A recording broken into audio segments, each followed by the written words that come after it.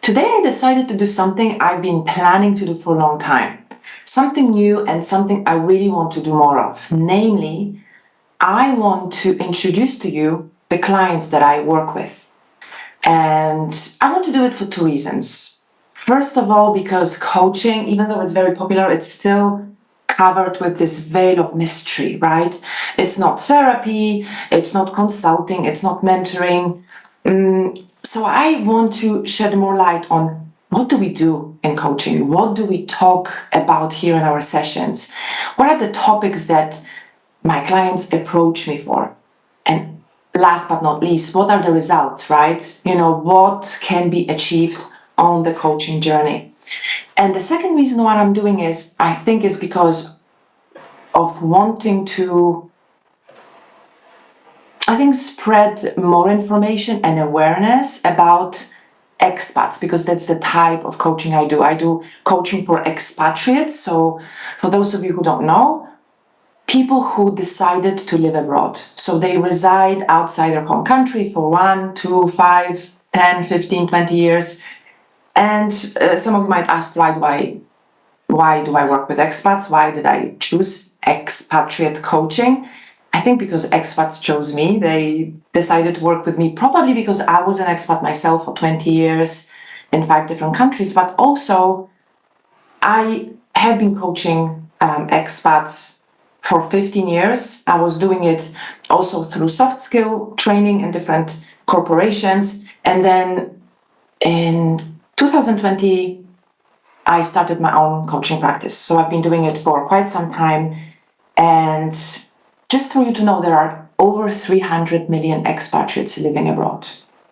And these people, I've worked with them, as I said, for 15 years. They're different to people who've never left their home country.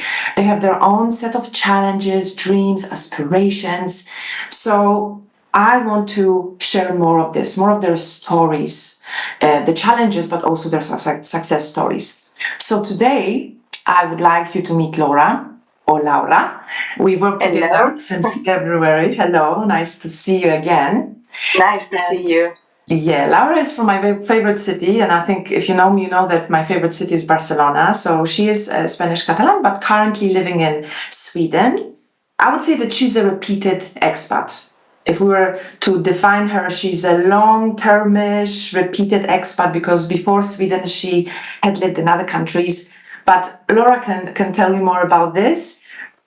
I would like to ask you, Laura, tell me, why did you reach out to me? I think it was January, February this year. What was the reason you turned to me for? Yes, so the reason behind was because it wasn't because I had any problem. So I had my life quite well covered. So I had a job, I had my husband, I had my family, my dog.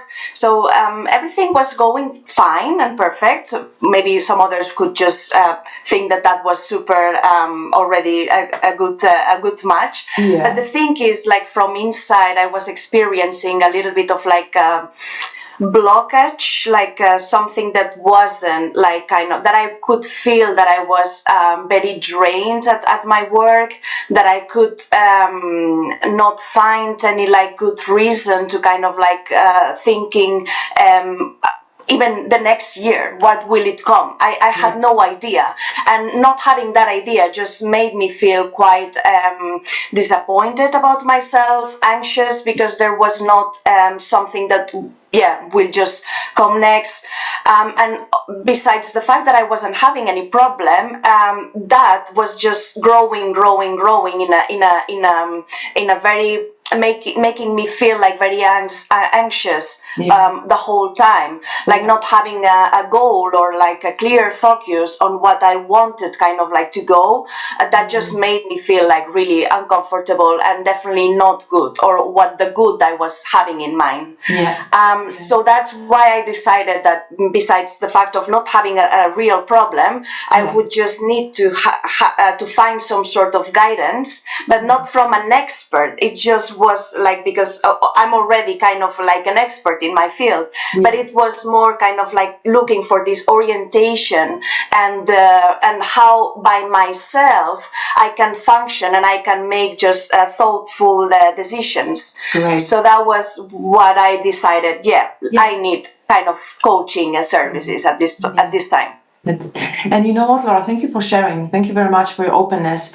Because another reason I think I didn't mention for which I am doing this video with you today is that a few years ago, I think in 2021, when I had started doing coaching services with Lucy Bowen Coaching, I discovered that many expats suffer in silence. So they don't really have any tangible, big problems as such or issues, but there is something growing, there is something little, that is bothering them, that makes them maybe give them sleepless nights, right? And they think Yes, I completely can relate to that, because when you are an expat and you are like an outsider from any new land that you are landing in, it just really, you start with this like feeling from your heart to kind of fit and match like with the people, and then so you start very you start all over like your journey, learning the language, trying to fit like with your so yourself and within the culture, what you are seeing, and also like all the relationships. So you are very, very concerned to just make your very best to kind of be a good fit. But sometimes that just makes you even like have a lot of more pressure from yourself. And then you start being or trying to be someone that perhaps you are not, you cannot relate to that because it's not on you. So after like living in two different countries, first we landed in Malta and then now we are in Sweden, I would say that as a recommendation is always not to lose like what you are as a person and what you feel comfortable. Otherwise it's not gonna work that easily. So because for me, I'm a completely open person. I love to learn languages also, but at the same time I just added a lot of pressure on myself to kind of being super ready to kind of beat the locals. But then it turned out sorry to interrupt, but like to acclimatize, you were telling me to fit in, to integrate, and even though it wasn't a big problem as such, like Lucy, I don't have a job, or I've lost a close one, or I feel depressed. No, it was small matters then over a period of time started forming something that, you told me. I have notes from our first session, Lucy, I feel stuck, I feel blocked, I really want to step up my career, I want to find a new job, but even apart from the job, I'm asking myself, what am I doing here? This is my second country. Shall I stay? Shall we go? You have a family, so of course you were considering the bigger picture and your children and your husband. So you said, I am seeking direction, I have doubts, I feel anxious actually because of all that paralysis, and my self-confidence is suffering. So this is what we identified. If I were a doctor, I would say this was the diagnosis. And if you were to answer the question that I asked you in February, what was the challenge in the challenge? So we talk about all those little things that build up into this big thing that, robbed sleep at night. What was the challenge in the challenge? The question, and even I just get like goosebumps like thinking about it, is when you told me, or you asked me, who is Laura? Yeah.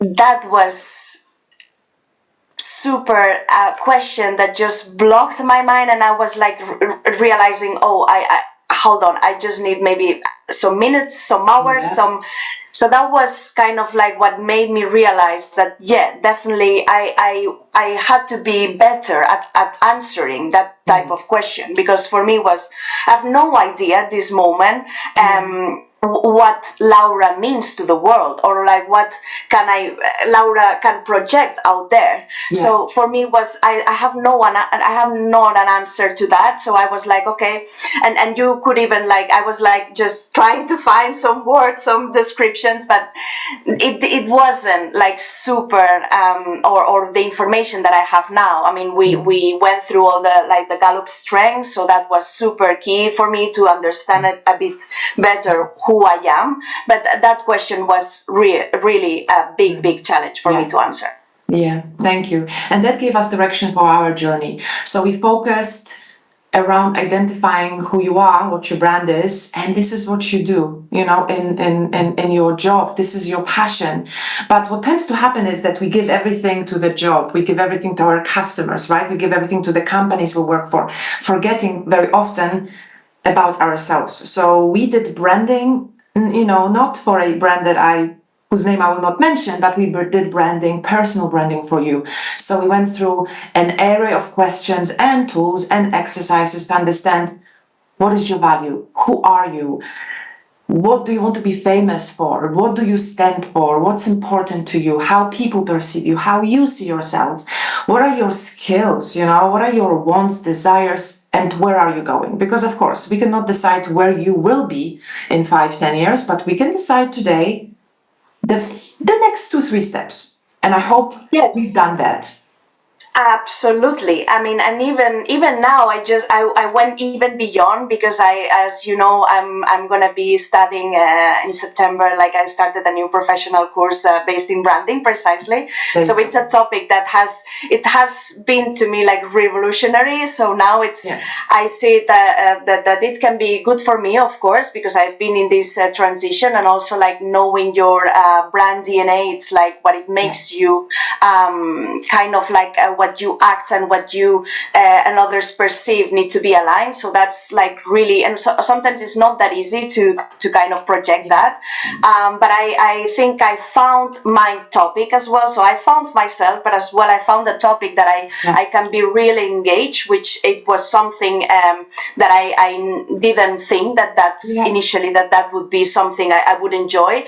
But I think even I see now that it could be a possible or potential path for me to just explore more and help other brands even to kind of find its own potential. So that has unlocked a door for me, and I'm really exciting to just start. For me, it's like I haven't finished anything. It's just a very beginning start of like something that I have hopes that it's gonna be like quite I don't know, exciting journey. Yeah. So, but it is just the beginning now. Yes, so everything beginning. is under the construction. Yeah. And it's it's like you said, it evolves, because sometimes when I hold discovery calls with my potential clients and they ask me, so Lucy, what can I expect? What can be achieved? I tell them that it will unfold, that we have a structure, we have a framework, but we need to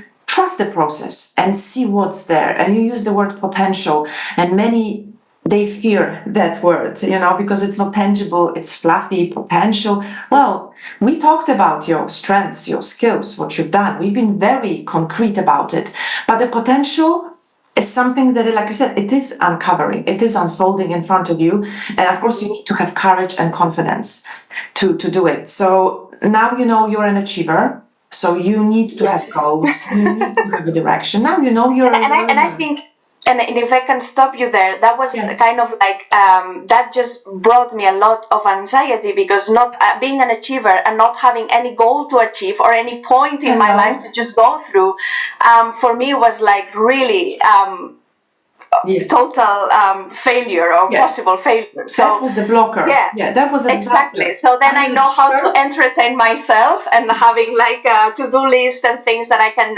just check, because I'm that type of person at this point, and that was like a nice discovery as well. Yeah. So remember, Laura, we kind of wrapped up, well, not your journey, because as you said, it's a continuous process, but we wrapped up our sessions at the end of, I would say, April. And remember what you said to me at the end. Where are you now? Because you said, Lucy, I'm still in this state. Do you remember what you said to me? Because I was like, taking notes of where I'm now. Yes. So for me, it was like, now I know, now I see what I didn't see before. So it's like I have a direction. And I'm I'm loving the process of just keep on learning. Yeah. So and doing what I love, and instead of like just wasting time thinking or like finding out. Yeah. So my approach has completely changed, Yeah. and then now I'm like even more capable of like taking risk, because if not, I know that as an achiever I will just start over again with a different topic perhaps. If the branding thing just leads me to like maybe not nowhere, but so I will just have that knowledge with me, which is really powerful, and it will just it's always better to, as much as things you can know and you can experience, and not being that afraid or concerned about failure, which is sometimes very difficult. You know that everybody says it out there, but when you are putting in this situation, not everybody is like brave enough to kind of recognize that, acknowledge that, and then just proceed or change in another direction. That's really so yeah, I just quit my job not long ago. By the way, we forgot to mention, that you quit your job because why cling on something that doesn't serve you, and you're starting a new one, right? Exactly.